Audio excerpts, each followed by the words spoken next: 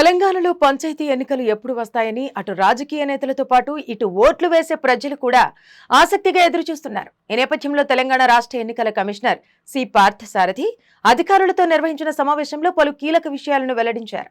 ఈ నిర్ణయాలను బట్టి చూస్తే రాష్ట్రంలో త్వరలోనే పంచాయతీ ఎన్నికలు జరిగే అవకాశం ఉన్నట్టు కనిపిస్తోంది. గురువారం ఆయన జిల్లా కలెక్టర్లు, అడిషనల్ కలెక్టర్లు, జిల్లా పంచాయతీ అధికారులు, డివిజనల్ పంచాయతీ అధికారులు, అసెంబ్లీ నియోజకవర్గాల ఎలక్టోరల్ రిజిస్ట్రేషన్ అధికారులతో వీడియో సమావేశం నిర్వహించారు. ఈ సందర్భంగా పార్థసారథి కొన్ని ముఖ్యమైన అంశాలను వెల్లడించారు.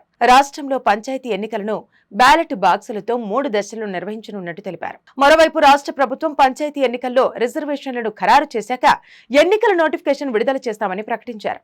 గత ఏడాది డిసెంబర్లో జరిగిన అసెంబ్లీ ఎన్నికల జాబితాల ఆధారంగానే వార్డులు, గ్రామ పంచాయతీల వారీగా ఓటర్ల జాబితాలను రూపొందిస్తున్నట్టు పేర్కొన్నారు. ఈ జాబితాను సెప్టెంబర్ 6వ తేదీన గ్రామ పంచాయతీలలో ప్రచురణ చేయాలని ఆదేశించారు.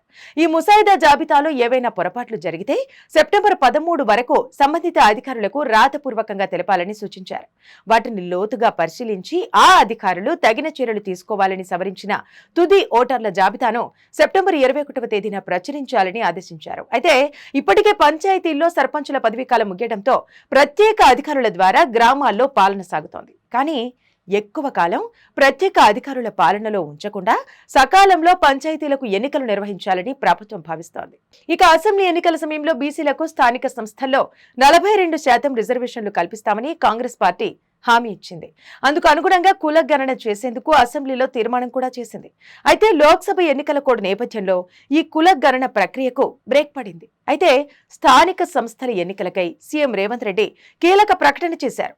బీసీ కమిషన్ చైర్మన్, సభ్యులను నియమించి రిజర్వేషన్లు ఖరారు చేశాకే ఎన్నికలు నిర్వహిస్తామని వెల్లడించారు. దీన్ని బట్టి చూస్తే త్వరలోనే ఈ రిజర్వేషన్ల అంశం ఓ కొలిక్కి వచ్చే అవకాశం ఉందని తెలుస్తోంది. ఎలాగూ ఎన్నికల సంఘం నోటిఫికేషన్ విడుదల చేసేందుకు రెడీగా ఉన్నట్టు ఎన్నికల కమిషనర్ మాటలో అర్థమవుతోంది. ఇక ప్రభుత్వ నిర్ణయం తీసుకున్న వెంటనే ఈ ఎన్నికలు జరిగే అవకాశం ఉంది. ఇది ఇవాల్టి స్పెషల్ స్టోరీ. చూస్తూనే ఉండండి పబ్లిక్ కోట్ న్యూస్.